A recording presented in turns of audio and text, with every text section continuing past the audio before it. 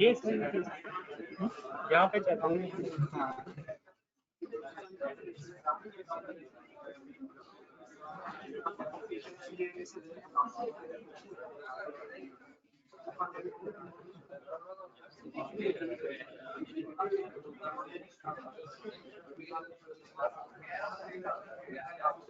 जी अस्सलाम वालेकुम। Online users, आवाज, स्क्रीन, कैमरा, तीनों चीजें क्लियर है?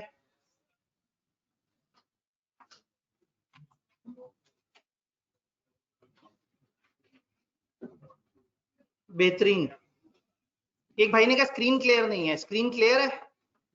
क्लियर, सबको क्लियर। अहमद रजा भाई आप एक दफा डिस्कनेक्ट करके दोबारा आए, सबको स्क्रीन क्लियर है? ठीक है, तीनों चीजें।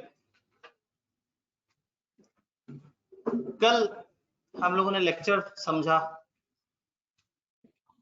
फ्री कॉन्सेंट को समझा, कॉन्सेंट किसे कहते हैं, फिर फ्री कॉन्सेंट किसे कहते हैं, फिर कोर्शन को समझा और अनड्यू इन्फ्लुएंस को तकरीबन समझ चुके थे। बस सिर्फ 3-4 मिनट और मिल जाते तो मैं आपको बता देता कि सारा पढ़ के आ जाए, लेकिन चूंकि उस वक्त एक मैसेज भी बड़ा इंपॉर्टेंट था और अगली क्लास भी बिल्कुल करीब थी, तो इसलिए जो है वो आप लोगों को एकदम से अय्याशी मिल गई। वो भाई आप लोगों को एक फरिश्ते की तरह नजर आए जिन्होंने आपको ज्यादा पढ़ने से बचा लिया।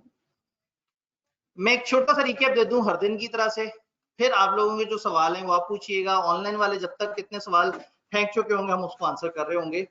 फ्री कॉन्सेंट जो कि आजाद रजामंदी से आपके साथ आ जाए, वॉइड एग्रीमेंट के ऊपर अभी हमने आगे चल के बात करनी है। हमने कहा था कॉन्सेंट जब दो बंदे एक चीज को सेम सेंस में समझ रहे हो तो हम कहेंगे दोनों बंदों के दरमियान कॉन्सेंट है, रजामंदी है, दोनों एक दूसरे को समझ रहे हैं। फ्री कॉन्सेंट कब होगी? आपकी कॉन्सेंट तब आजाद होगी जब उसमें ये 5 बातें ना हो। कोर्शन ना हो, अनड्यू इन्फ्लुएंस ना हो, फ्रॉड ना हो, मिसरिप्रेजेंटेशन ना हो, मिस्टेक ना हो। कोर्शन मतलब जोर जबरदस्ती, अनड्यू इन्फ्लुएंस मतलब कोई इमोशनल ब्लैकमेलिंग टाइप की चीज, फ्रॉड मतलब धोखा, मिसरिप्रेजेंटेशन मतलब गलती से हो जाने वाला धोखा, और मिस्टेक यानी कि टू साइडेड मिस्टेक जिसमें दोनों को ही गलती लगी हो। फिर होगा क्या अगर आपके कॉन्ट्रैक्ट में फ्री कॉन्सेंट नहीं है? तो ये कॉन्ट्रैक्ट वॉइडेबल हो जाएगा या वॉइड हो जाएगा? 4 केसेस में वॉइडेबल होगा, 5वें में वॉइड होगा। मिस्टेक टू साइडेड है तो वॉइड है, क्योंकि यहाँ कोई एक मजलूम नहीं है और ऊपर के 4 में एक मजलूम है जिसके साथ जुल्म हो गया। तो ऊपर के 4 में जो मजलूम है उसको ये ऑप्शन मिल जाएगी कि वो कॉन्ट्रैक्ट को खत्म कर सके। एक स्टेप हम आगे गए, कोर्शन को समझा। अब देखिए कोर्शन का मतलब हर जोर जबरदस्ती नहीं है, वो वाली जोर जबरदस्ती जिसको कानून ने मना किया है। अगर जो है वो मैं आपसे कहूं कि देखिए अगर आप लोग टेस्ट तैयार करके नहीं आए तो मैं आपके फादर को शिकायत लगाऊंगा, ये भी तो डर है, ये भी तो खौफ है, लेकिन ये कोर्शन नहीं है।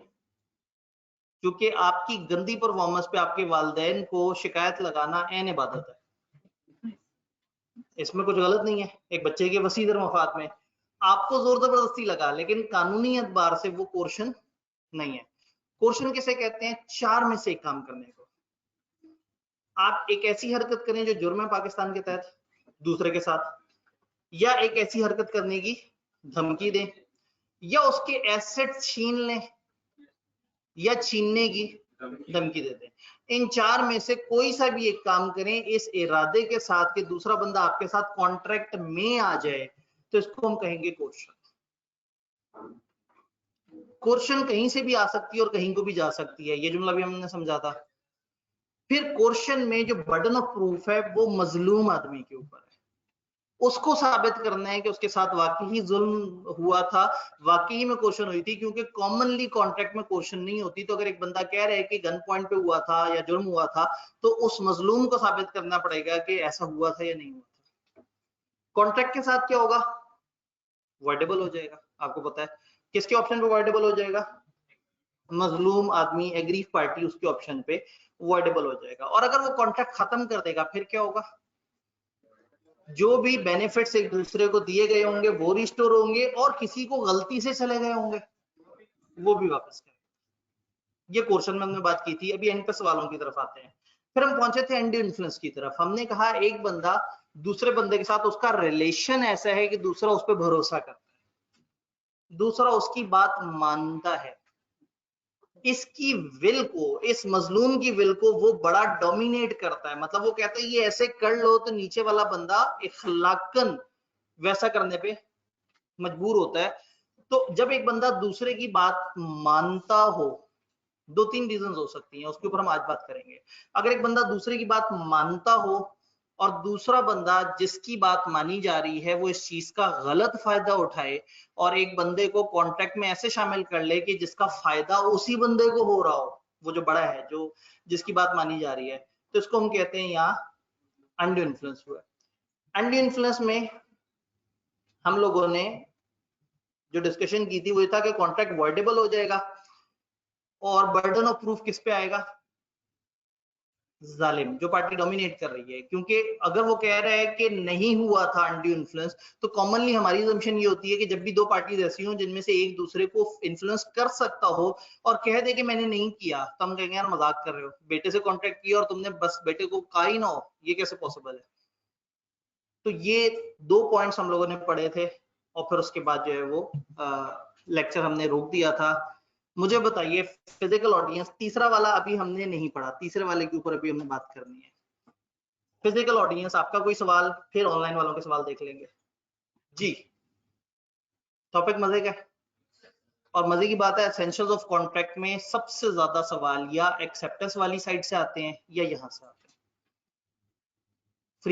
फ्री कॉन्सेंट वाले पॉइंट से। कोई कंफ्यूजन, कोई सवाल? All clear? आ गए आप लोग? क्वेश्चन की लाइन क्या लाइन है, स्टार्ट बताएं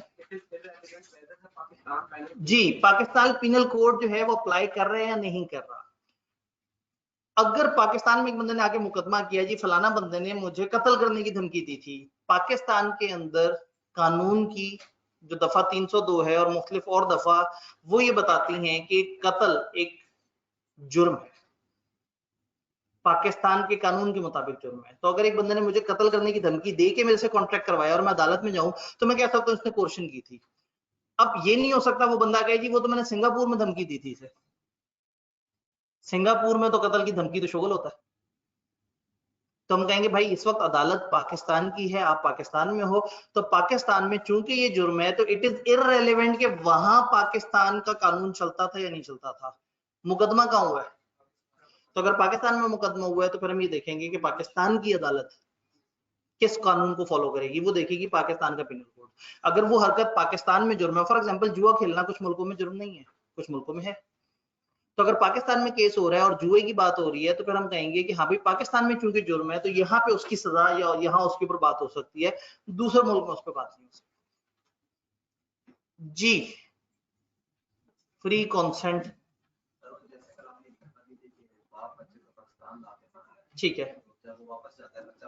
एग्जैक्टली जब बच्चा वहां जाएगा, वो जो हमने एग्जांपल देखी थी ना कि बाप ने बच्चे को पाकिस्तान लाके मारा, जब बच्चे को वापस लेके जाएगा तो बच्चा वहां बाप को फिर डकवा भी देगा, क्योंकि अब वो वहां के कानून के मुताबिक, वो ये बच्चे पे डिपेंड करता है कि वो इस काबिल रहा है या नहीं। तो अगेन जिस मुल्क में बैठे हैं उस मुल्क का कानून फॉलो। देखिए बर्डन ऑफ प्रूफ तो अगर क्वेश्चन या अनड्यू इन्फ्लुएंस होता तो हम वहां बात करते हैं, यहाँ क्वेश्चन हुई है ना यहाँ अनड्यू इन्फ्लुएंस हुआ। देखिए किसी की पिटाई करना गलत बात पे इज नॉट समथिंग कि उस बंदे को आपने कॉन्ट्रैक्ट में एंटर किया और उसका फायदा उठाया। अनड्यू इन्फ्लुएंस क्या है, किसी को कॉन्ट्रैक्ट में एंटर करके अपना फायदा कमा लेना, और क्वेश्चन क्या है, किसी को डरा के कॉन्ट्रैक्ट में ले आना। डन जी। फिजिकल भाइयों में से एक सवाल,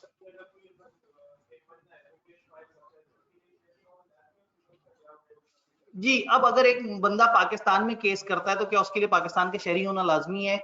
پہلی بات یہ کہ اس کا ہمارے اس قانون سے تعلق نہیں ہے، لیکن بہرحال وہ کیس کر سکتا ہے. میں آپ کو اگزامپل دیتا ہوں، جب ہم نے فورن ایمبیسڈرز وغیرہ کی بات کی تھی تو ہم نے کہا تھا ان پہ کیس نہیں ہو سکتا، وہ کیس کر سکتے ہیں. ہاں اگر وہ چاہیں تو اپنے آپ کو عدالت کے سامنے پیش کر سکتے ہیں، وہ ان کی اپنی مرضی ہے. تو باہر کے لوگوں کو بھی اگر پاکستان میں کوئی ظلم ناانصافی ہوئی ہے ان کے ساتھ تو ان کے لیے بھی عدالت کے دروازے اسی طرح سے کھلے گئے. بس اس میں ہوگا یہ کہ اس ملک کی ایمبیسی انوالو ہو سکتی ہے اس بندے کو انصاف دلوانے میں.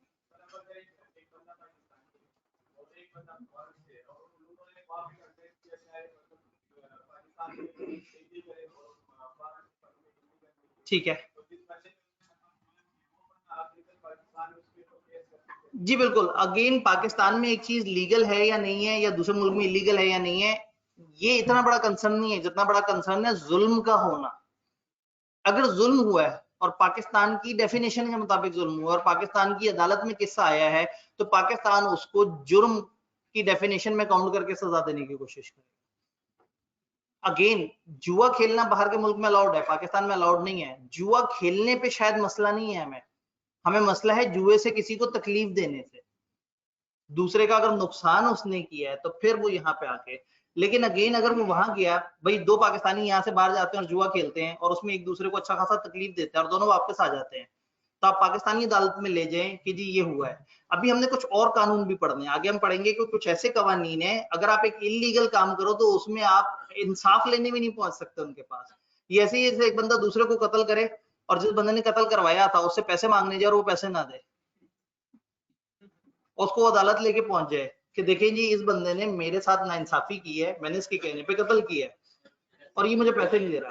تو اس کا مطلب ہے کہ ظلم کی ڈیفینیشن بھی ہمیں ری ڈیفائن کرنی ہے. ابھی ہم آگے جائیں گے تو ہم دیکھیں گے جو ہے ہی انلیگل اس پہ بھلے اس نے ناانصافی بھی کر دیا آپ کے ساتھ، جو غلط ہے وہ ویسے ہی غلط ہے. ویجرنگ ایگریمنٹ یاد ہے؟ ہم نے اسی چیپٹر میں آگے دوبارہ اسے جا کے پڑھنا ہے تو ہم وہاں کہیں گے کہ ویجرنگ اگر ایگریمنٹ ہو تو چاہے آپ کا پیسے لگے نہیں لگے جو بھی ہے آپ انصاف بھی نہیں مانگ سکیں گے عدالت سے. وہ کہیں گے یہ تو آپ بات ہی عجیب سی کر رہے ہو، ہماری تو ڈیفینیشن میں بات نہیں آتی، پتہ نہیں آپ دونوں نے آپس میں کیا معاملہ کیا تھا. جی فزیکل حاضرین کے ساتھ آن لائن والے حاضرین. سر ریسکائنڈ سمجھا دیں ایفیکٹ آف کورشن میں. جی ریسکائنڈ کا مطلب ہوتا ہے کینسل کرنا، ختم کر دینا، منسوخ کر دینا. سر proof, burden of proof. Burden of proof ہم نے کہا تھا کورشن میں مظلوم کو ثابت کرنا ہوگا اور انڈی انفلوئنس میں ظالم کو. آسان الفاظ میں جو مشکوک بات کر رہا ہے اس کو ثابت کرنا پڑتا ہے. سر اگر ایگریڈ پارٹی مور دین 2 ہوں اور ایک پرسن ریسکائنڈ کرے اور دوسرا نہ کرے تو کیا ہوگا؟ چیپٹر نمبر 6-7 میں ہم آگے جا کے پڑھ رہے ہوں گے جوائنٹ پرومیسرز کے کیس میں.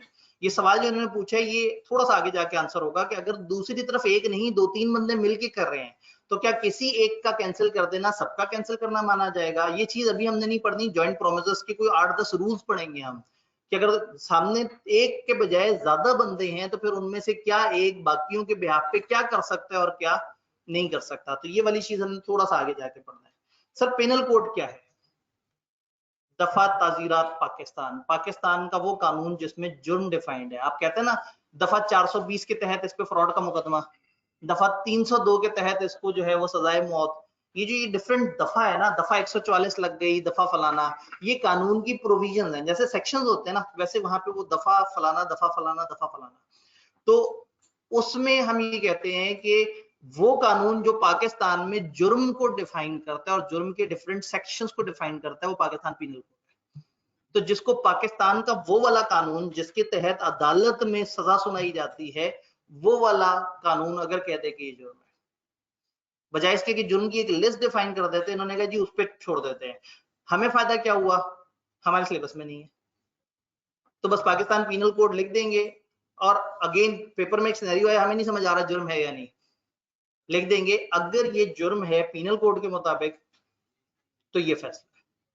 تو یہ بڑا فائدہ ہوتا ہے جس جگہ آپ کے سکوپ سے چیز باہر نکل جاتی ہے آپ نے سمپلی بتا دینا ہے کہ ہاں بھائی یہ چیز اب ہمیں نہیں پتا تو اگر یہ ایسے ہوئی ہے تو یہ جواب ہے. آپ قانون بتا دیں گے کہ مجھے قانون پتا ہے، رول پتا ہے، لیکن سامنے جو ایکٹیویٹی ہو رہی ہے یہ پاکستان میں جرم کاؤنٹ ہوتی ہے یا نہیں ہوتی یہ اگر آپ کو نہ پتا ہو.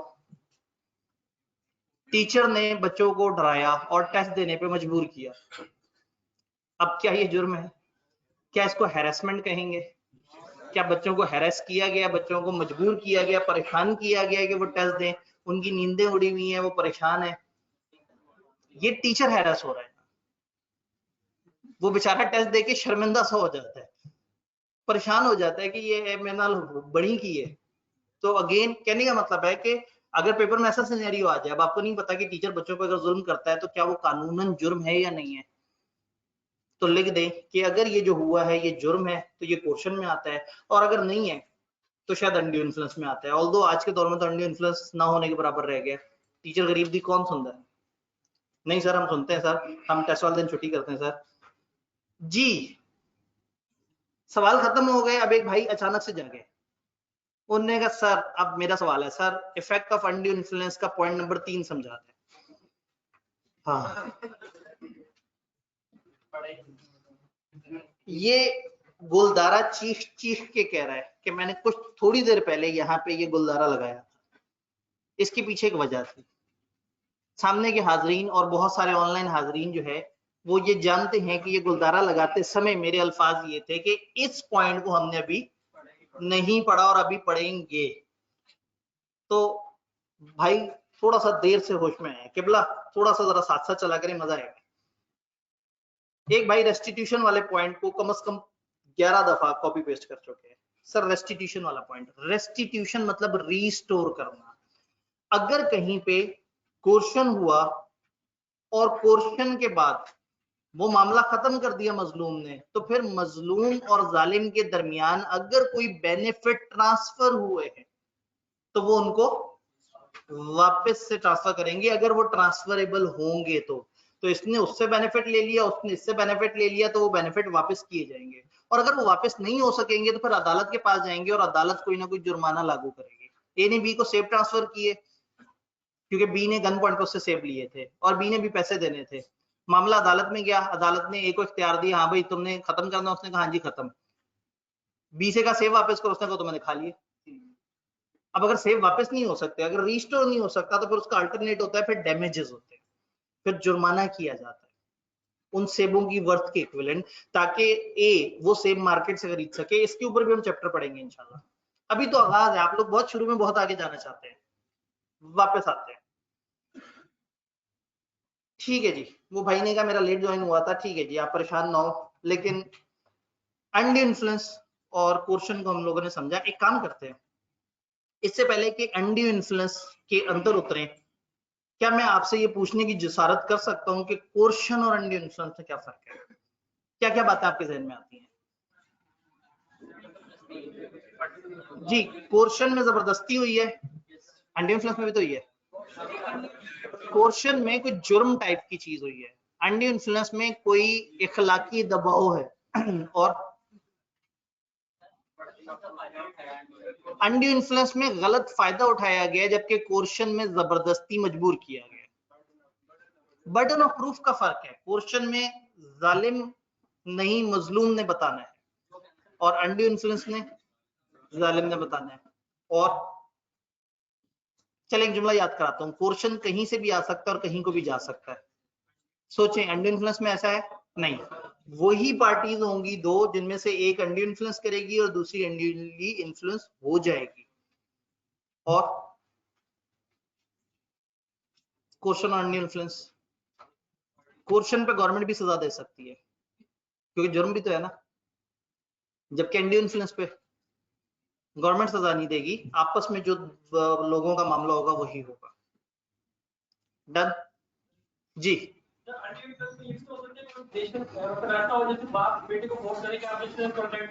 ठीक है,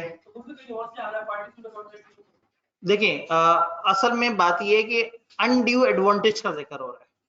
अनड्यू एडवांटेज तब मिलेगा जब आप अपने साथ किए गए किसी कॉन्ट्रैक्ट में उसको ऐसी चीज पे कन्विंस करो जिसमें आपका फायदा हो जाए, उस गरीब का नुकसान हो जाए।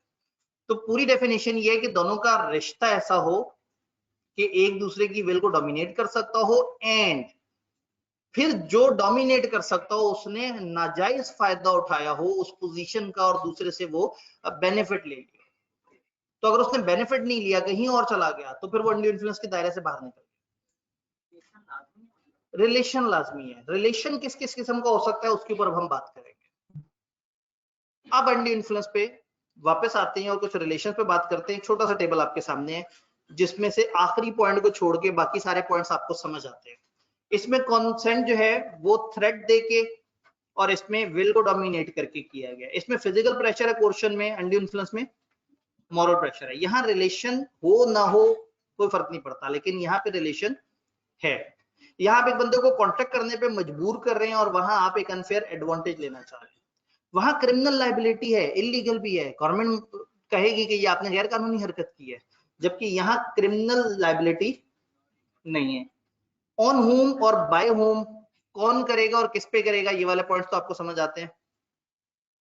यानी कि ये स्ट्रेंजर पे भी किया जा सकता है और कहीं से भी आ सकता है, लेकिन this can only be exercise it, sorry, ये स्ट्रेंजर पे हो सकता है और स्ट्रेंजर की तरफ से भी आ सकता है, जबकि ये नॉर्मली उसी पार्टी के ऊपर होता है जिसकी कॉन्सेंट ली जा रही है। Burden of proof, onus of proof, यानी कि बर्डन ऑफ प्रूफ जो कोर्शन जिस पे की गई है उसमें, और दूसरी तरफ जो डोमिनेट कर रहा था उस पे। रिस्टोरेशन ऑफ बेनिफिट्स में पहला पॉइंट आपको समझ आ जाएगा, aggrieved party has to restore the benefit received. लेकिन यहां वाला पॉइंट अभी हमने समझना है क्योंकि इसका ताल्लुक उसी गोले से। वो गोला क्या है? क्वेश्चन याद है? हो गया जुल्म, वापस करो सारे पैसे एक दूसरे को। अनड्यू इन्फ्लुएंस में जुल्म हो गया, किनके दरमियान हुआ है? जिनका आपस में कोई ताल्लुक है, और इन्होंने कुछ ना कुछ एक दूसरे को ट्रांसफर भी किया हुआ है। मतलब बेटे से बाप ने 1 लाख रुपए एडवांस पकड़ा और कहा कि 9 लाख रुपए तुम मजीद देना और मेरे से ही जमीन ले लेना। जमीन की वैल्यू थी 5 लाख। बाप ने अपने बाप होने का फायदा उठाते हुए बच्चे को 10 लाख में बेच डाली और 1 लाख रुपए बच्चे से ले भी लिए। अदालत में मामला पहुंचा, अदालत ने बाप से कहा खत्म करो इस मामले को, ये तो बड़ा गलत हो गया। ठीक है जी, अनड्यू इन्फ्लुएंस था, बच्चे ने कहा मैं इसे कैंसिल करना चाहता हूँ, कॉन्ट्रैक्ट कैंसिल हो गया। बच्चे ने जो लाख रुपए बाप को दिया, क्योंकि ये आपस में रिश्तेदार हैं और ये बैठ के अगर तय कर लेते हैं कि अच्छा चलें वो लाख रुपए आप पकड़ के थोड़े से पैसे खुद डाल के मुझे गाड़ी दे दीजिएगा, कितना क्यूट सी मासूम सी ख्वाहिश। यानी अनड्यू इन्फ्लुएंस में अगर कुछ बेनिफिट एक दूसरे की तरफ गए हुए हैं तो पार्टीज ने डिसाइड करने हैं क्या उन्होंने एब्सोल्युटली वापस ले लेने या वो आपस में कोई और एडजस्टमेंट करने पे भी तैयार है।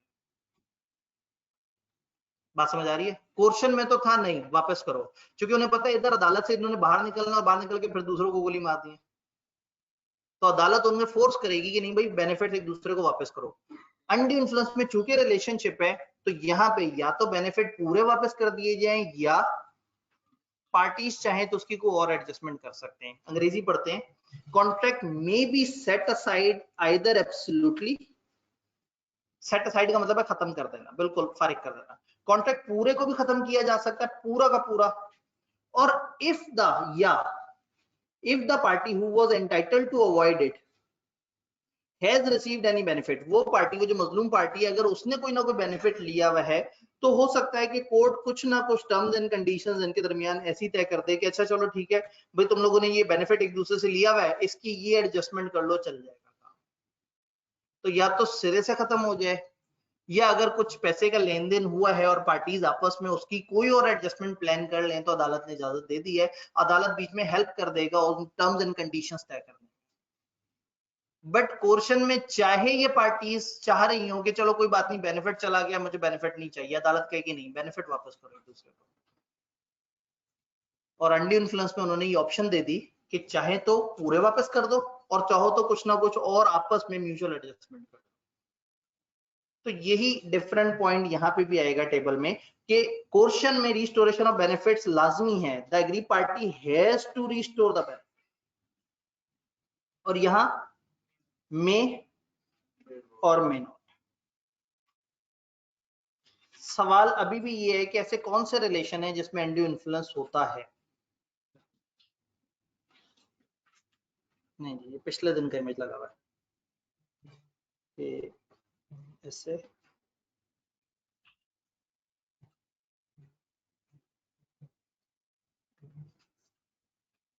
तीन निशानियां लॉ ने बताई, उसके बाद किताब ने एग्जाम्पल्स में तो समझाया लेकिन टेक्स्ट में नहीं समझाया। तो असूलन हमारे सिलेबस में बस ये 3 लाइंस हैं, लेकिन चंद अच्छी एग्जांपल जो किताब ने दी वो मैंने उठा के पार्ट ऑफ द कंटेंट बना दिया कि हम उसको पढ़ेंगे। एक बंदा दूसरे की विल को कब कब डोमिनेट कर सकता है, उन्होंने कुछ निशानियां बताई। उन्होंने कहा अगर वो उसके ऊपर रियल या पेरेंट अथॉरिटी रखता हो, एक बंदा दूसरे के ऊपर कोई एक्चुअल इख्तियार रखता हो। मैंने अभी इस पर डबल क्लिक करते हैं, पता लगे आपके सर एक्चुअल और इख्तियार, एक्चुअल के वर्ड का क्या मतलब और इख्तियार का क्या मतलब है। तो अगर एक बंदा एक्चुअल या बज़ाहिरन इख्तियार रखता है दूसरी पार्टी पे, अगर उनका कोई फिड्यूशरी रिलेशन है, फिड्यूशरी का मतलब है ट्रस्ट का रिलेशन है, भरोसे का रिश्ता है, वो उस पर भरोसा करता है, या makes a contract with person whose mental capacity is temporarily or permanently affected by reason of age, illness or mental or bodily distress। अगर दूसरा बंदा बीमारी में है या ऐसी मजबूरी में है कि मजबूर होके उस बंदे की बात सुन रहा है जो कि उसके ऊपर इख्तियार रखता है। इन तीनों की एक एक एग्जांपल देखते हैं, एक एक करके एग्जांपल्स देखते हैं। रियल और अपेरेंट अथॉरिटी, टैक्स ऑफिसर और टैक्स पेयर। टैक्स वाला आके टैक्स पेयर को बिला वजह तकलीफ देता है, उसे पता है कि मेरे हाथ में कानून की पावर है, और टैक्स पेयर को भी पता है कि इसकी बात इस वक्त सुननी पड़ेगी, नहीं तो इसने खामखा ऑफिस के चक्कर लगवाने, चाहे मैं लीगली सही भी होऊंगा, इसने मुझे जलील कर दिया। ये एक एग्जांपल है। That can be any police officer, anyone जिसका इख्तियार है और वो इस इख्तियार का, इस ताकत का गलत फायदा उठा के आपको इन्फ्लुएंस कर रहा है। अगेन ये एग्जांपल्स है, जरूरी ना इन्हें याद करना है और ना ही इनको जहन में रखना जरूरी है, जस्ट समझाने के लिए। पुलिस ऑफिसर और एक्यूज जिसको इन्वेस्टिगेट किया जा रहा है, एम्प्लॉयर और एम्प्लॉय कॉमनली एक दूसरे, मतलब एम्प्लॉय कॉमनली एम्प्लॉयर के थोड़ा सा इख्तियार में होता है। ये जनरल एग्जांपल्स हैं। फिड्यूशरी रिलेशन, भरोसे का रिश्ता, पेरेंट और चाइल्ड, गार्डियन माइनर, एडवोकेट और क्लाइंट, चौथे की को बताने की जरूरत ही नहीं है। आगे चलते।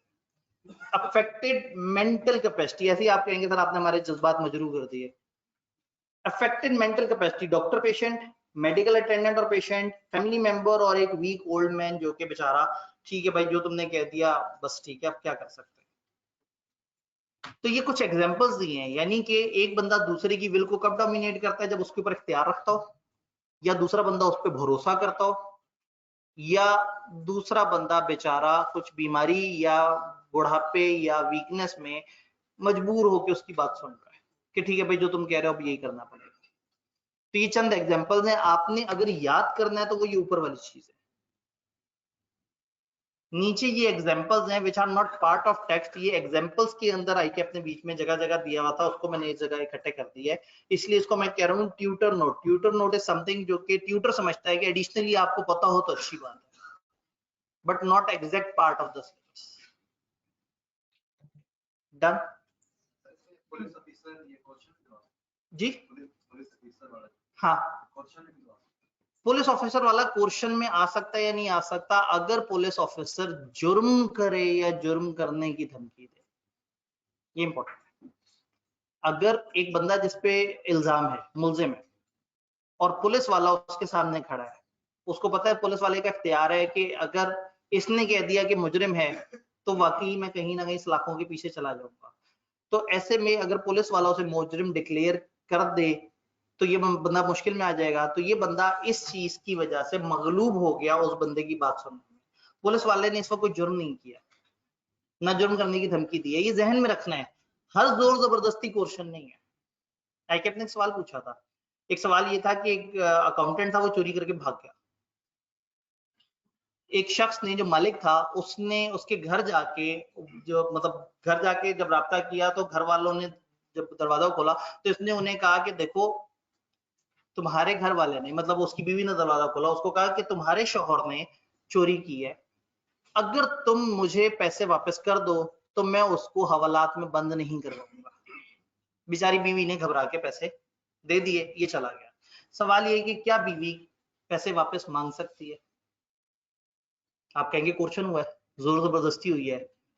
कोर्शन जुर्म या जुर्म करने की धमकी को कहते हैं। एक मुजरिम को हवालात में भेजने की धमकी कोर्शन तो नहीं है, ये इन्फ्लुएंस, मतलब अब इसको आप थोड़ा सा इन्फ्लुएंस वाली साइड पे कह सकते हैं अगर इख्तियार वाला मामला हो। तो यहाँ पे हम बात करेंगे कि इस तरह की सिचुएशन में आपने जहन में रखना है। तो कोर्शन हर जोर जबरदस्ती नहीं है, मैं बार बार आपको याद करा रहा हूँ। तो पेपर में जैसे ही गुस्सा, जोर जबरदस्ती, नाराजगी, धमकी, ऐसी बात नजर आए, फौरन से कोर्शन की तरफ नहीं चले जाना। कोर्शन तब होगा जब जुर्म हो या जुर्म करने की धमकी हो, एसेट्स छीने जाएं या एसेट्स छीनने की धमकी हो। जी करप्शन ही जो मतलब पुलिस वाला लेता है कि यार तुम इतने पैसे दे दो फिर तुम्हारा काम कर दूंगा, ये मतलब ऐसे। जी बिल्कुल, अगर करप्शन है तो करप्शन भी जुर्म है। ये मतलब नहीं, यहाँ करप्शन नहीं, मतलब वो कहे कि इख्तियार का फायदा उठाए ना, मतलब अपने कि यार मैं करवा देता हूँ ऐसे। हाँ, अगर कॉन्ट्रैक्ट में एंटर हो, लेकिन यहाँ तो कॉन्ट्रैक्ट में एंटर होने की बात नहीं है। एक बंदे को डरा के कि अच्छा ठीक है तुम इस कॉन्ट्रैक्ट में चले जाओ, नहीं जाओगे तो मैं तुम्हें तुम्हारे साथ ये काम गलत कर दूंगा, जो पीनल कोड के मुताबिक जुर्म है। अब ये देखना जरूरी है ना कि वहां क्या लिखा हुआ है, और वो हमें नहीं पता। तो जब नहीं पता तो हमारी जिंदगी थोड़ी सी आसान हो गई। ऐसा नहीं है कि वो एक ऐसा जुर्म आपके सामने रखें जो उन्होंने सर्च किया हो कि पिनल कोड में जुर्म है, और आप सोचे कि बच्चे को पता होगा या नहीं पता होगा। आपको नहीं पता तो आपने लिख देना है कि भाई अगर ये पिनल कोड में जुर्म है तो ये क्वेश्चन है, और अगर जुर्म नहीं है तो फिर ऐसे क्वेश्चन नहीं करेंगे।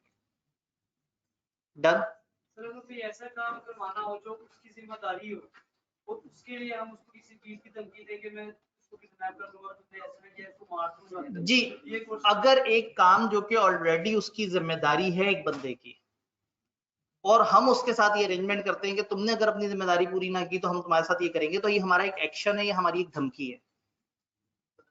कोर्शन क्या है? इन चार में से कोई काम करके क्या करना? किसी को फोर्सफुली किसी कॉन्ट्रैक्ट में दाखिल करना। कोई ऑलरेडी किसी कॉन्ट्रैक्ट में और आप उसे जाके डराएं कि कॉन्ट्रैक्ट टाइम पे पूरा करो, ये कोर्शन नहीं है। ये at the time of entering into contract की हम बातें कर रहे हैं। चैप्टर 2, 3, 4 अजम्पशन है कि अभी हम कॉन्ट्रैक्ट शुरू नहीं हुआ, कॉन्ट्रैक्ट करते वक्त की बात हो रही है। डन। फादर और सन किस एग्जांपल में आएगा? खुदा का खौफ करे। शायद ये सवाल थोड़ा सा पहले पूछा हो इन्होंने, मैंने थोड़ा सा लेट देखा। ठीक है जी, ये दरमियान में फिड्यूशरी रिलेशन के एग्जांपल में आएगा, भरोसे के रिश्ते में आएगा। कोर्शन एंड इन्फ्लुएंस हमें समझ आ गया। गुज़िश्ता कल का लेक्चर हमारा कंप्लीट हो गया, यहां तक हमने पढ़ना था। अब आगे चले, आज का लेक्चर शुरू करते हैं। फ्रॉड है, effect of undue influence. Heading गलत हो गई थोड़ी सी, कोई बात नहीं, हम इसे गाइड कर देते। What is fraud?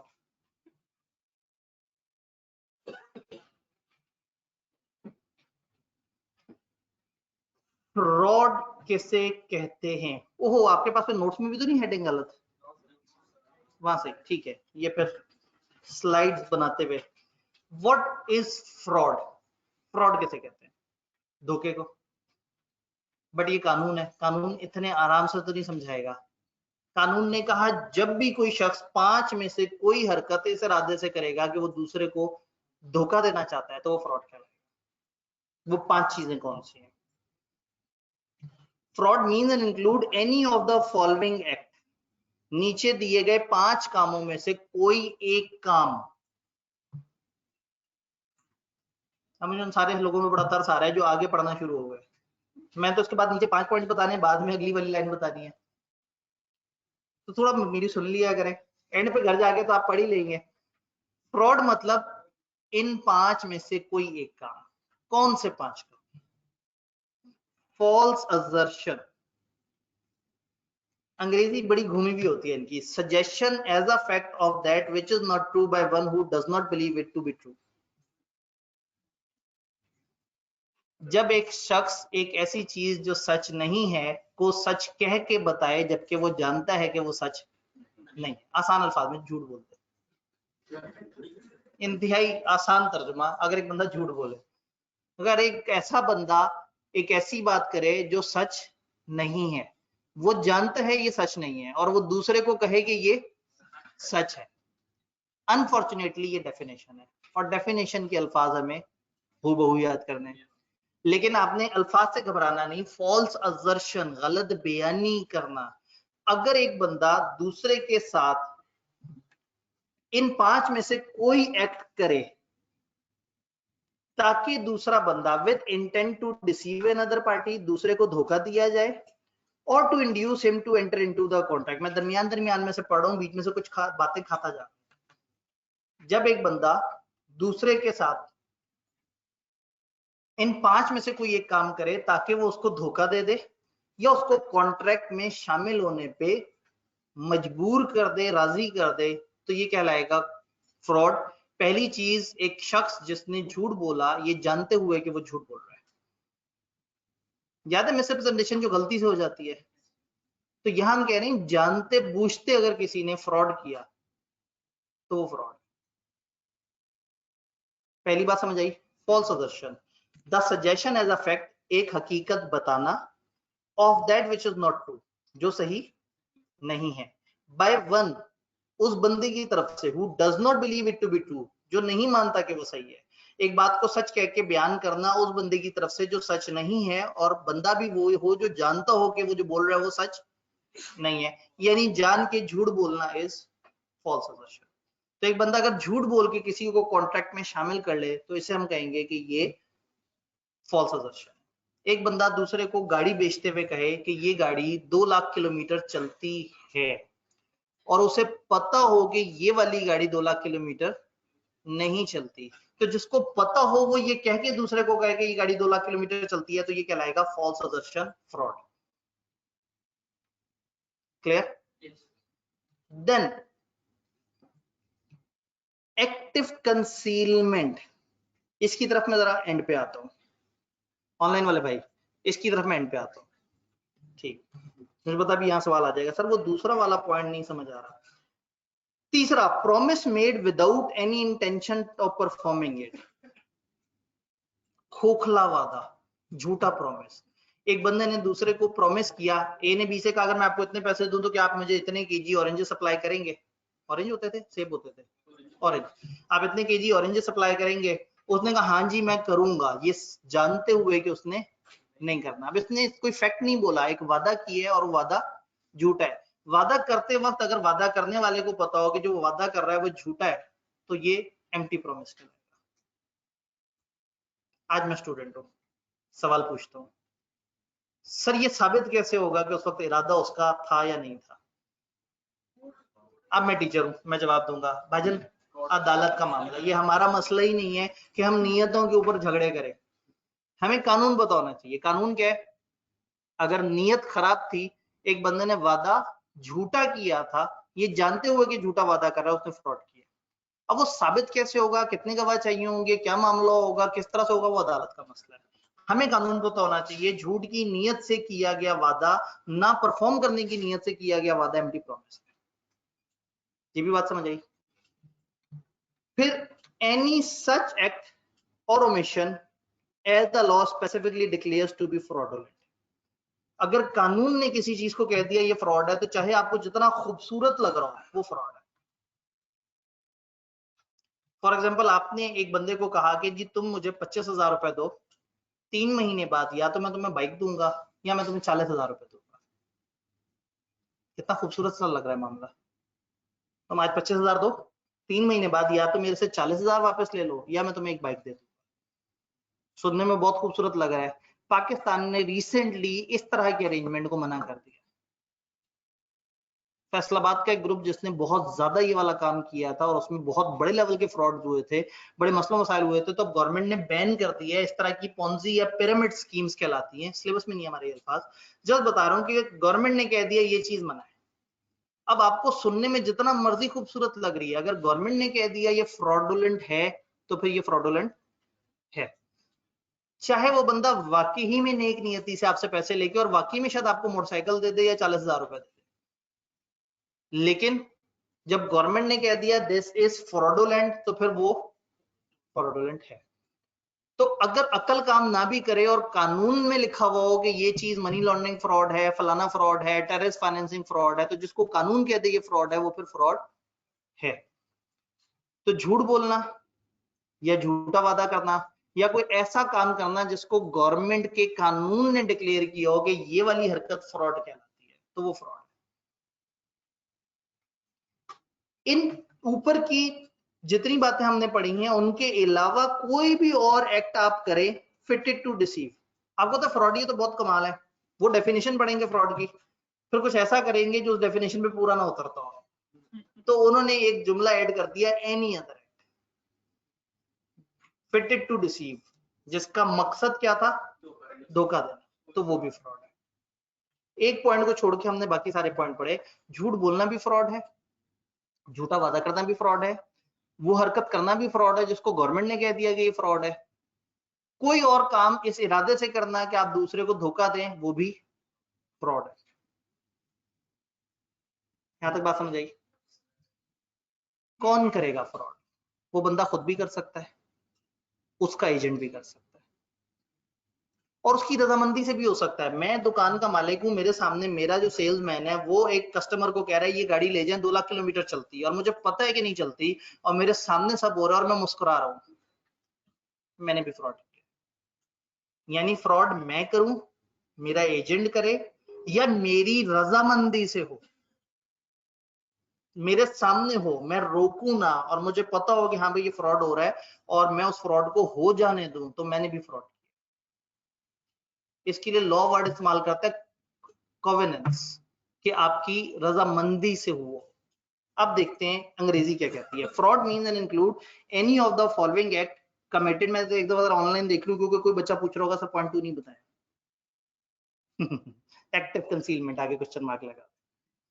आप ही के लिए तो मैंने कमेंट देखे थे खास तौर पे, भाई नहीं मैंने एंड पे बताया जी। Fraud mean and include any of the following act committed by a party to a contract, या तो पार्टी टू द कॉन्ट्रैक्ट करे, और विद हिज कॉन्वेंस, या उसकी रजामंदी से, उसके सामने हो रहा हो, उसकी उसमें खुशनुदी शामिल हो, और बाय हिज एजेंट। तो इसका मतलब है उन 5 में से भी कोई काम वो बंदा करे, उसका एजेंट करे, या उसकी रजामंदी से हो, इस इरादे से कि दूसरे को धोखा देना है, कॉन्ट्रैक्ट में एंटर करना है, इस पूरी हरकत को फ्रॉड डन। एक्टिव कंसीलमेंट को छोड़ के हमने बाकी सारी बातें पढ़ी, और वो लोग जो नीचे वाले पॉइंट पढ़ते जा रहे हैं वो तो परेशानी हो रहे होंगे जी। एक्टिव कंसीलमेंट अभी तक हमने नहीं पढ़ा, खुदा के लिए इसका सवाल मत पूछिएगा, अभी मैंने पढ़ाना है जी।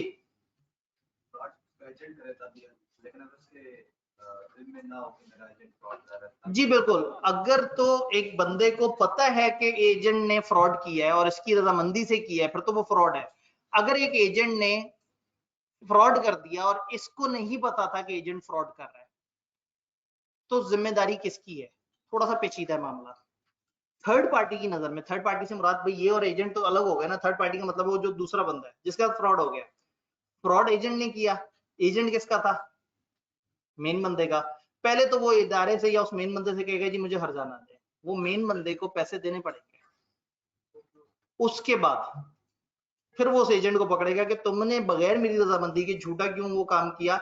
ये ऐसे ही है जैसे फर्ज करें कॉलेज में आप आए और कॉलेज का कोई बंदा आपके साथ धोखा कर दे, कॉलेज की रसीद देते हुए कोई गड़बड़ कर दे, आप तो कॉलेज पे केस करेंगे। आप कहेंगे भाई मैं इस कॉलेज में आया और कॉलेज के एक ऑथराइज बंदे ने मेरे साथ ऐसा किया है।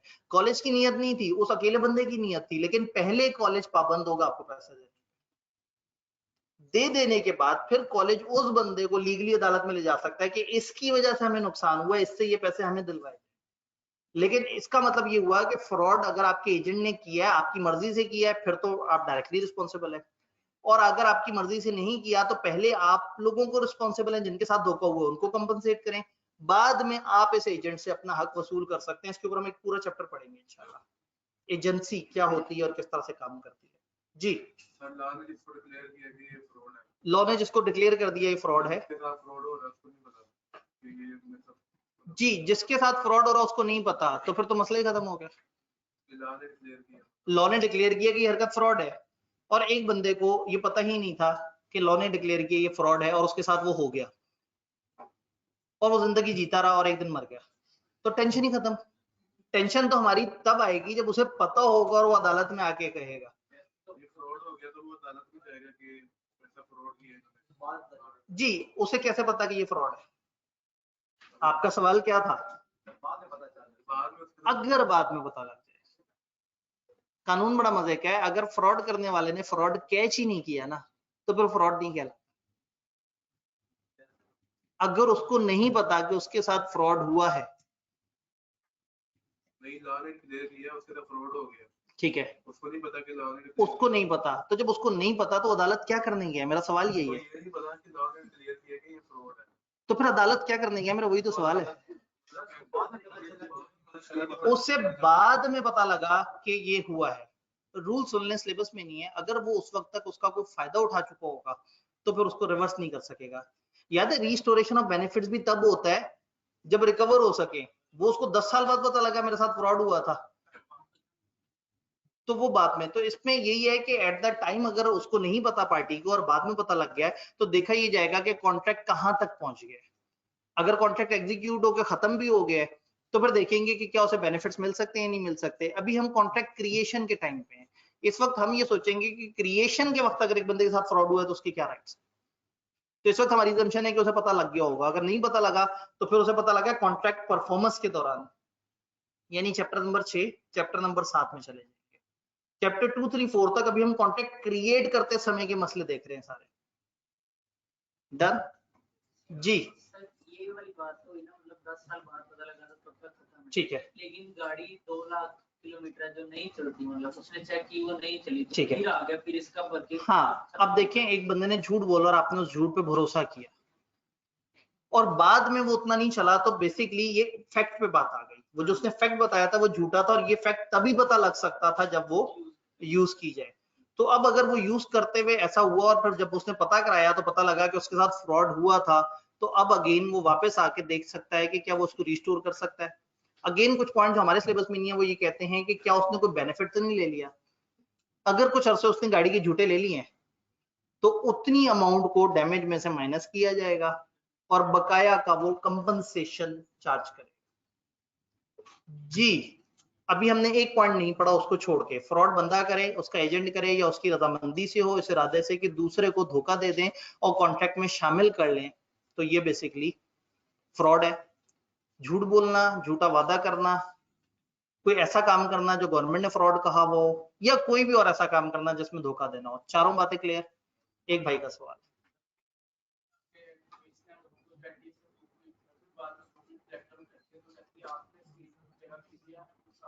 جی بالکل, اگر گورنمنٹ بعد میں انہوں نے کہا جی ایل ڈی ایس کی اسکیم اپروو نہیں ہوتی, ایک اور لوگ اسکیم بناتے ہیں, لوگوں سے پیسے لیتے ہیں, فراڈ کرتے ہیں. اگر تو گورنمنٹ نے پہلے سے بتایا ہوا تھا کہ یہ اسکیم فراڈولنٹ ہے, ادھر مت جانا, پھر تو وہ فراڈ کی ڈیفینیشن میں آ جائے گا. اور اگر ان کے ساتھ بعد میں ہوا ہے تو پھر انہوں نے کہا کہ گورنمنٹ کہتی ہے جی ہمارا کوئی قصور نہیں ہے, ہم نے تو کہا تھا کہ پہلے دیکھ لو ایل ڈی اے کی ویب سائٹ پہ. اب اگر سننا چاہ رہے ہیں تو یہ رول بھی سن لیں. اگر ایک حقیقت چھپی ہوئی ہو اور آپ تھوڑی سی دقت سے حقیقت جان سکتے ہو اور نہ جانے, تو پھر آپ فراڈ کو ریورس نہیں کر سکتے. ایک بندہ فراڈ کر رہا ہے, کہہ رہا ہے بالکل جینون خوبصورت L D S approved society, اور آپ کے لیے صرف دس از اے میٹر آف گوگل پہ سرچ کریں اور 5 منٹ میں آپ کو پتا لگ جائے کہ یہ اپرووڈ ہے یا نہیں. جی بالکل. اب اگین اگر کسی پارٹی پہ آپ نے بھروسہ کیا اور آپ نے کانٹریکٹ کر لیا اور ان کا ارادہ آپ کو دھوکہ دینے کا تھا اور آپ کا ارادہ دھوکہ کھانے کا نہیں تھا, لیکن ان کا اگر ارادہ دھوکہ دینے کا تھا, تو اس کو ہم فراڈولنٹ والے میں نہیں لے کے آئیں گے, اس کو ہم لے کے آئیں گے any other act fitted to deceive. فراڈولنٹ تب ہوگا جب گورنمنٹ نے پہلے سے کہہ دیا ہوگا خبردار اس سوسائٹی میں ڈیل ہی نہیں کرنا.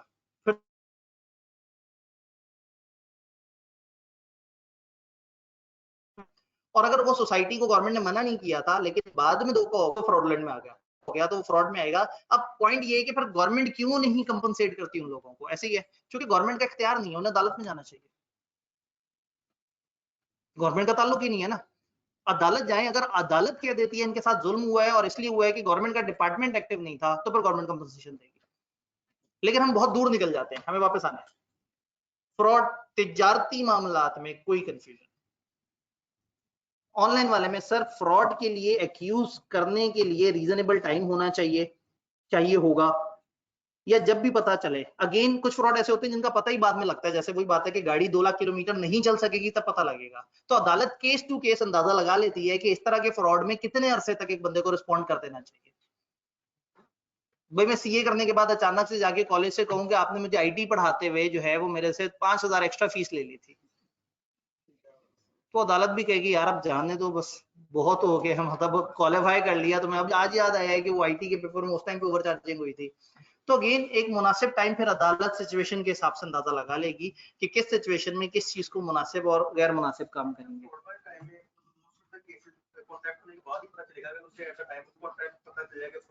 तो वो ऐसे ज्यादा, तो फ्रॉड के केस में ज्यादातर ऐसा होगा कि उसे बाद में पता लगेगा। अब रूल क्या है, आंखें खुली रखनी है। अगर आप थोड़ी सी भी तहकीक करके पता कर सकते हैं ना एक चीज, तो जरूर करनी है। अगर वो एक ऐसा झूठ बोले जिसको वेरीफाई करना इतना आसान हो कि शायद 5 मिनट का काम हो, और आप फिर भी तहकीक ना करें, तो फिर आपको कैंसिल करने का इख्तियार नहीं मिलेगा। लॉ कहेगा यार इतना तो आंखें खुली रखनी थी। मुश्तरी होशियार बाश, सुना है? मुश्तरी होशियार बाश, doctrine of caveat emptor, let the buyer beware. Law एक जगह पे जाके ना तंग आके कहते हैं यार इतना तो तुमने भी देख लेना था, हर मामला मेरे पास क्यों लेके आते हो। तो ये जहन में रखना है कि if the truth could be discovered with ordinary diligence, अगर सच थोड़ी सी दिक्कत से पता लगाया जा सकता था, तो फिर सब ओके। यानी कि फिर अगर आपके साथ जुल्म हुआ है तो आप डिजर्व करते थे कि आपके साथ जुल्म हो। डन? बात समझ आई? एक्टिव कंसीलमेंट पे आते हैं। झूठ बोलना भी फ्रॉड है और सच छुपाना भी फ्रॉड है। गाड़ी जो खरीद रहा था, उस गाड़ी में एक मसला था कि वो चलते चलते उसका इंजन सड़क पे गिर जाता था। चेक करें कितना क्यूट सा मसला है। ठीक है, गाड़ी चलते चलते अचानक से इंजन सड़क पे गिर जाता था। गाड़ी खरीदने वाले ने कहा हाँ भाई सही है ना गाड़ी, मैं हाँ बेहतरीन जबरदस्त ले जाओ। उसने झूठ तो नहीं बोला, सच छुपा लिया। अच्छा, अगर पूछने वाले ने पूछा ही नहीं कि इसका इंजन गिरता तो नहीं, क्यों पूछेगा ऐसा कोई? उसने कहा गाड़ी दौड़ती अच्छी है, उसने कहा रंग अच्छा है, हाँ तेज दौड़ती है, हाँ जी 2 लाख किलोमीटर चलती है।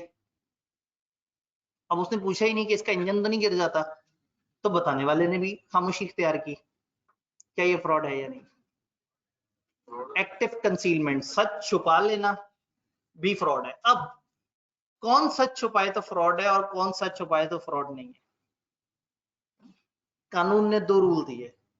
उन्होंने कहा जहां पार्टीज में फिड्यूशरी रिलेशनशिप है या जहां silence is equivalent to speech है, वहां पे खामोश रहना फ्रॉड है। बात समझते हैं? एक बंदा अपने भाई से गाड़ी खरीद रहा है और उसने नहीं पूछा गाड़ी में क्या खराबी है, और भाई ने भी नहीं बताया गाड़ी में क्या खराबी है। भाई को पता था गाड़ी में खराबी है, भाई खामोश रहा, ये खामोशी फ्रॉड है। क्योंकि दूसरी तरफ कौन है?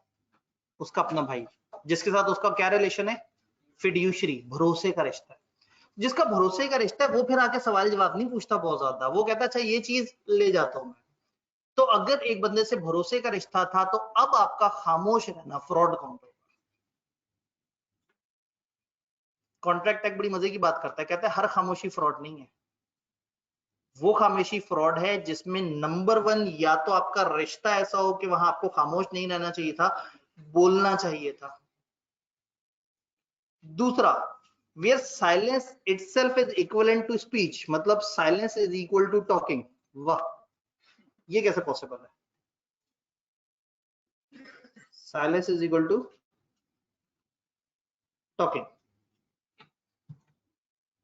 मैं अगले दिन क्लास में आऊं और मैं कहूं हाँ भाई चैप्टर नंबर 3 में किसी को मसला तो नहीं है, और आप रहे खामोश। ये खामोशी चीख चीख के कुछ कह रही है कि आपको मसला।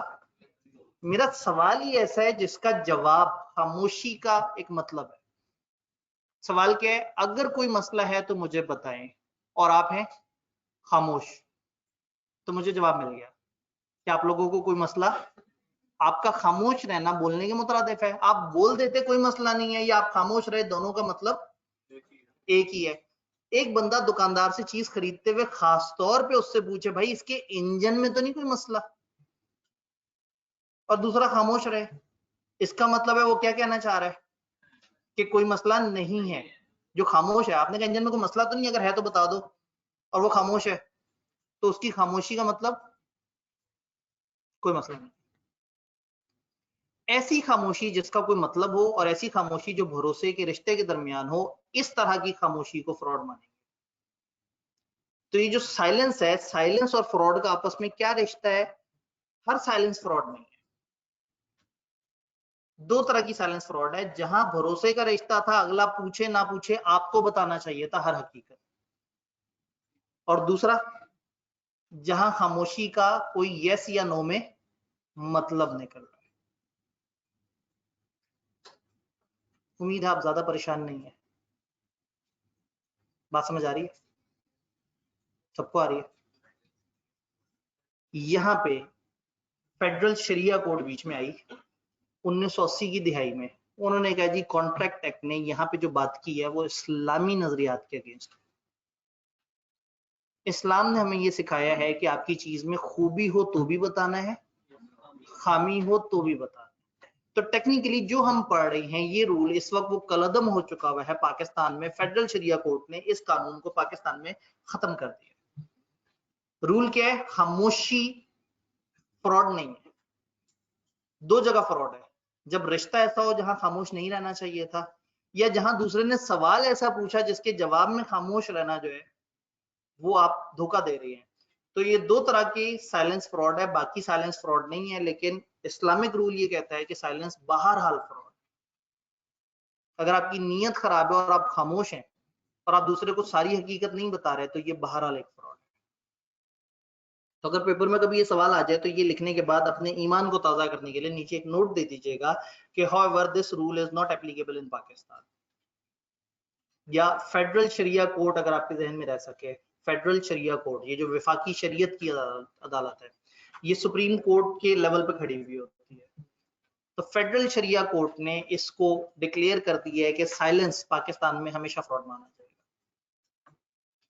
تو ایکٹیو کنسیلمنٹ سمجھ آیا؟ ایکٹیو کنسیلمنٹ اس کے ساتھ کنیکٹ ہو رہا ہے. خاموش رہنا, وہ بندہ جس کو پتا ہو حقیقت کا اور وہ حقیقت نہ بتا رہا ہو, وہ ایکٹیو کنسیلمنٹ ہے. پھر ہم نے دیکھا کہ اس میں پھر خاموشی کے کیا مطلب ہے اور خاموشی کا مطلب سمجھنے کی کوشش کی. کلیئر ہوئی بات؟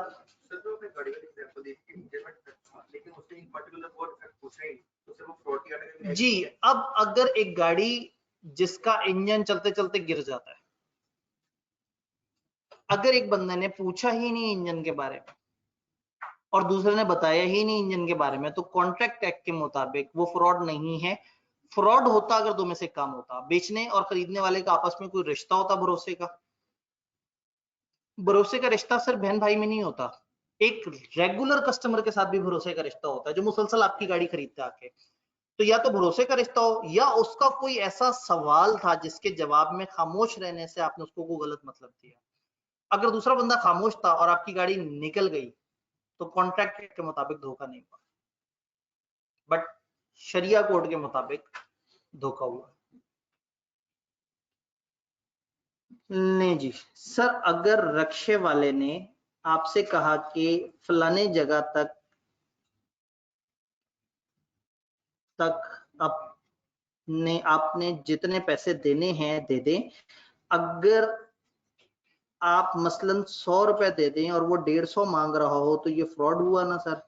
جی اب اگین سروسز کے کانٹریکٹ میں دس از گڈ کے شروع میں طے ہو جانی چاہیے چیز. اگر طے نہیں ہوتی نا تو جنرل رول جو ہماری کتاب میں نہیں لکھا وہ یہ ہے کہ عدالت پھر اس کو ریزنیبل کے اندر ڈیفائن کر سکتی ہے, اگر کچھ لوگ شروع میں طے کرنا بھول جائیں. لیکن اگر طے ہو چکی ہے ایک اماؤنٹ تو پھر اسی ہی اماؤنٹ پہ ڈن ہونا چاہیے. اگر 100 روپے طے ہوئے ہیں اور آگے بندہ 150 روپے مانگے تو وہ غلط ہے. اور وہ 150 روپے آپ سے مانگتے ہوئے بڑا تیزی سے رکشہ چلا رہا ہو تو تھوڑا سا وہ اتھارٹی رکھتا ہے, تھوڑا سا اس نے آپ کو انڈیو انفلوئنس میں وہ کر دیا ہے کہ آپ ڈرے ہوئے ہیں, آپ مغلوب ہو گئے ہیں کہ نہیں یار گرانا دے. تو کہنے کا مطلب یہ ہے کہ اگر ہم بہت گھوم کے دیکھیں تو اس میں تھوڑا سا انفلوئنس آ سکتا ہے. ادروائز اگر ایک بندے نے 100 روپے طے کیے ہیں اور وہ 100 کے بجائے 150 مانگے بعد میں, تو اب وہ غلط کر رہا ہے. فراڈ سمجھ آیا؟ کیا میں پوچھنے کی جسارت کر سکتا ہوں کہ فراڈ سے ہوگا کیا کانٹریکٹ کے ساتھ؟ یہ بات تو سب کو پتا ہے. اوائڈیبل ہوگا تو کس کے پاس کیا اختیار ہوگا؟ اگری پارٹی کانٹریکٹ کینسل کر سکتی ہے اور بینیفٹس واپس لے سکتی ہے. تو कॉन्ट्रैक्ट वॉइडेबल हो जाएगा जिसकी कॉन्सेंट कॉज हुई है, पार्टी जिसकी कॉन्सेंट कॉज हुई है वो इंसिस्ट कर सकती है परफॉर्मेंस ऑफ द कॉन्ट्रैक्ट। वो अगर जोर देना चाहें तो वो जोर दे सकते हैं कि हाँ भाई ये जो है ना इसका कॉन्ट्रैक्ट परफॉर्म हो। डैमेजेस क्लेम हो सकते हैं। अब एग्री पार्टी के पास दोनों ऑप्शन है, चाहे तो कह दे खत्म कर दो, चाहे तो कहे कंटिन्यू। अगर वो कहे कंटिन्यू बस फिर तो चल पड़ा मामला, और अगर वो कहे खत्म कर दो तो फिर वो डैमेजेस मांग सकती है जी मेरे साथ जुल्म हुआ है, मुझे मेरा हर्जाना अदा किया जाए। बट एक पार्टी कॉन्ट्रैक्ट कैंसिल नहीं कर सकती जहां the party gave the consent in ignorance of fraud. एक बंदा दूसरे को गाड़ी की फीचर बता रहा था, उसने कहा ये गाड़ी 2 लाख किलोमीटर चलती है, आपने कहा अरे वाह जबरदस्त। उसने कहा गाड़ी में फलाना तरह का इंजन लगा हुआ है, आपने कहा वाह जबरदस्त। गाड़ी इस तरह की है, जबरदस्त, इतनी तेज दौड़ती है, जबरदस्त, इसके पहिए जापानीज हैं, बड़ा जबरदस्त। अब वो बताते जा रहा है, सामने वाले बंदे ने बोर होके जो है ना कैंडी क्रश निकाल ली, खेल रहा है, उसकी बात भी सुन रहा है। उसने बीच में कहा गाड़ी लाल रंग की है, आपने कहा हाँ ठीक है सही है ओके। बाद में आपको गाड़ी मिली सफेद रंग की थी और आप उस गाड़ी के साथ खुश हैं और जिंदगी जी रहे हैं, बड़े आराम से जी रहे हैं। अचानक से किसी दोस्त ने आके बताया कि उस दिन उसने बोला था लाल गाड़ी दे रहा है, सफेद गाड़ी दी है तुम्हें, बोला क्या था लाल गाड़ी।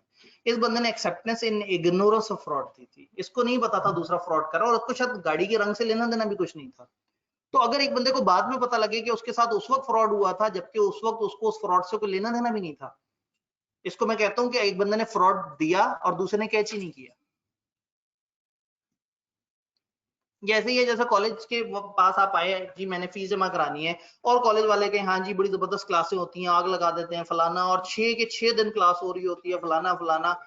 आप जो है वो सुनते जा रहे थे और आपने कहा ठीक है आप साहब क्लास पढ़ा रहे हैं, लॉ की क्लास है, ठीक है मुनासिब टाइम पे खत्म हो जाएगी, ओके डन।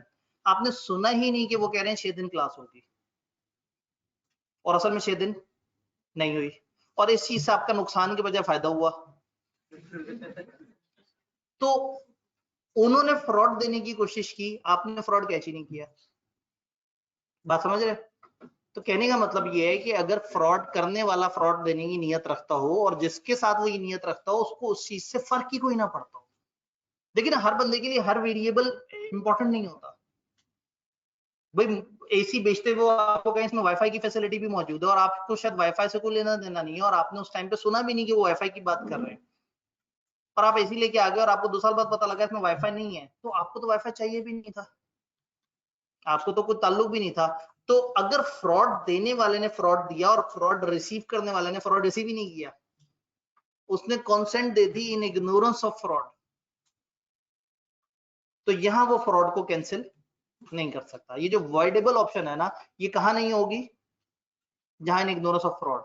दूसरा जो अभी थोड़ी देर पहले बात हो रही थी एक सवाल पे, साइलेंस फ्रॉड था और aggrieved party had the means of discovering the truth with ordinary diligence. Diligence कहते हैं दिक्कत को, मेहनत को, ऑर्डिनरी कहते हैं मामूली को।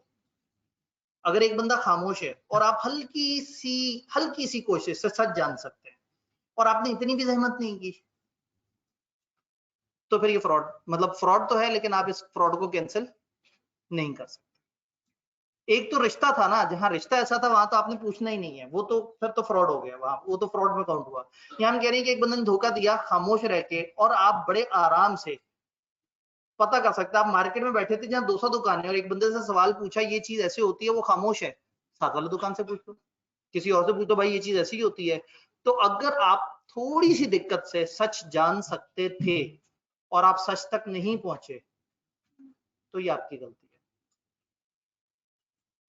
फ्रॉड भले हो गया हो, आपको वॉइडेबल ऑप्शन नहीं मिलेगी, वो जो मजलूम को मिलती है ना, तो मजलूम को जो वॉइडेबल ऑप्शन है 2 जगह नहीं मिलेगी। वर्ड हम पढ़े एक्सेप्शन, एक्सेप्शन का क्या मतलब होता है, ये रूल कहां अप्लाई नहीं करेगा। रूल क्या है, फ्रॉड हुआ, कॉन्ट्रैक्ट वॉइडेबल हो गया, मजलूम तुम कॉन्ट्रैक्ट खत्म कर सकते हो, 2 जगह वो खत्म नहीं कर सकता अगर उसे फ्रॉड हुआ ही नहीं था, उसका ताल्लुक ही कोई नहीं था उस बात से, यानी कि उसने in ignorance of that fraud that element उसने वो कंसेंट दे दी थी, उसको उस चीज से कोई बिल्कुल कोई कनेक्शन ही नहीं था। या दूसरी ऑप्शन क्या है, दूसरा खामोश था, आप थोड़ी सी कोशिश से सच जान सकते थे। जैसे वो अभी वो हम सोसाइटी वाली बात कर रहे थे कि एक सोसाइटी में उन्होंने कहा आ जाए जी सोसाइटी बड़ी जबरदस्त है, आपने पूछा एलडीए से अप्रूव है, उसने आय शाय करके कोई और बात कर दी। अब एलडीए से अप्रूव है या नहीं है, ये चीज थोड़ी सी दिक्कत से सर्च की जा सकती है। गूगल पे सर्च करें, एक वेबसाइट का नाम आ जाएगा, क्लिक करेंगे, आप वहां पे नाम डालेंगे, पता लग जाएगा वो रजिस्टर है या नहीं है। मतलब ये कोई 5 मिनट की एक्टिविटी थी।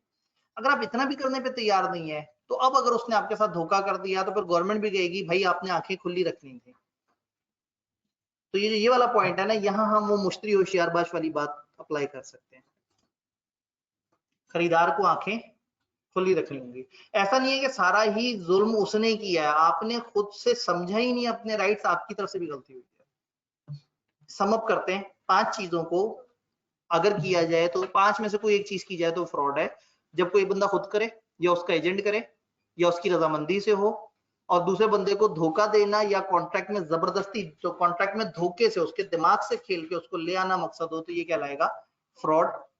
झूठ बोलना फ्रॉड है, सच छुपाना फ्रॉड है, झूठा वादा करना फ्रॉड है, जिसको गवर्नमेंट कहते हैं वो करना फ्रॉड है, और इनके अलावा कहीं भी कोई भी ऐसा एक्ट जिसमें इरादा धोखे का हो वो फ्रॉड है।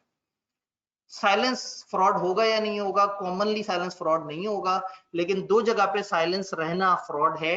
नंबर 1 जहां भरोसे का रिश्ता है, आपको बताना चाहिए था सारी बातें, और नंबर 2 जहां silence is equivalent to speech, जहां खामोश रहना बोलने के मुतरादिफ है। ये कब होगा? जब अगले बंदे ने एक ऐसा सवाल पूछा है जिसके जवाब में खामोश होने का एक खास मतलब है। फिर क्या होगा कॉन्ट्रैक्ट के साथ? कॉन्ट्रैक्ट हो जाएगा वॉइडेबल। वॉइडेबल होगा तो जो मजलूम है वो चाहे तो कॉन्ट्रैक्ट खत्म कर दे, चाहे तो कंटिन्यू करे। अगर खत्म कर देता है तो फिर डैमेजेस और जो बेनिफिट्स वगैरह वो हुए वो वापस होंगे, रिस्टोर।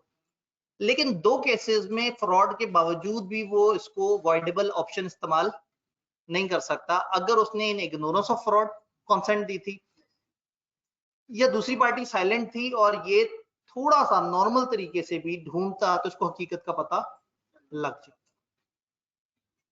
पढ़ा कम है लेकिन टेक्निकल बातें हैं, और फ्रॉड काफी ज्यादा इंपॉर्टेंट भी है। तो आप लोगों ने फ्रॉड का जो यूनिट है दिखाएं जरा, हैंडआउट दिखाएं ताकि मैं आपको पेज नंबर्स के साथ बता दूं। मिस रिप्रेजेंटेशन से पीछे पीछे अब आपने वो टेबल देख लेना है क्वेश्चन अनड्यू इन्फ्लुएंस का, पीछे वो जो अनड्यू इन्फ्लुएंस की हल्की फुल्की सी बात थी वो देख ली, और मेनली हम लोगों ने फ्रॉड का यूनिट पढ़ा है। डन। तो कल इंशाल्लाह ताला फ्री कॉन्सेंट को इंशाल्लाह ताला बशर्ते सेहत जिंदगी बाकी मामलात इंशाल्लाह खत्म करने की कोशिश करें।